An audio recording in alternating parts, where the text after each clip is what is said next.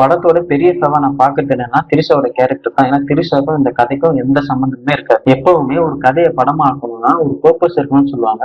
பர்பஸ்னா என்னன்னா இந்த கதை மூலியமா நான் இந்த விஷயத்த நான் ஆடியன்ஸ் கிட்ட சொல்ல போறேன். ஃபார் எக்ஸாம்பிளுக்கு மணிரத்னம் படங்களே எடுத்துக்கிட்டா தளபதியில ஃப்ரெண்ட்ஷிப் பத்தி பேசியிருப்பாங்க, அம்மா சென்டிமெண்ட் பத்தி பேசியிருப்பாங்க. நாயகன் எடுத்துக்கிட்டா ஒரு கேங்ஸ்டரோட லைஃப் ஜேர்னி, சின்ன வயசுல இருந்து அவர் சாகர வரைக்கும் அவரோட லைஃப் ஜேர்னியை சூப்பரா சொல்லியிருப்பாங்க. சோ அந்த மாதிரி எந்த ஒரு பர்பஸ்மே இந்த கதை கிடையாது. எதுக்கு இந்த படத்தை பண்ணாங்க, ஏன் இதை எடுத்தாங்க, லிட்டரலா சொல்ல போனா படம் முடிச்சுட்டு வெளியே வரும்போது எந்த ஒரு சீனுமே நம்ம மைண்ட்ல நிக்காது. அந்த அளவுக்கு தான் இந்த படம் இருக்கும். பனிமலையில இருந்து கமல் தப்பிச்சு வர சீன்ஸ் தான் விவேகத்தை ஞாபகப்படுத்துது. தியேட்டர்லயே உட்காந்து ஆடியன்ஸ் கலாச்சிட்டு இருக்காங்க. ஃபர்ஸ்ட் ஹாஃப் ஆச்சும் கொஞ்சம் ஓகேவா இருக்கும். செகண்ட் ஹாஃப்லாம் சுத்தமா ஒண்ணுமே இருக்காது. பிலோ ஆவரேஜ் தான்.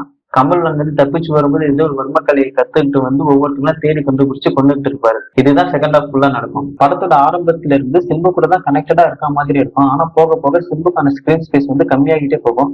செகண்ட் ஹாஃப்ல அது சுத்தமா இருக்காது. இந்த மாதிரி நிறைய விஷயங்கள் பாயிண்ட் அவுட் பண்ணி சொல்லணும்னா சொல்லிக்கிட்டே போகலாம். அந்த அளவுக்கு இதுல நெகட்டிவ் இருக்கு.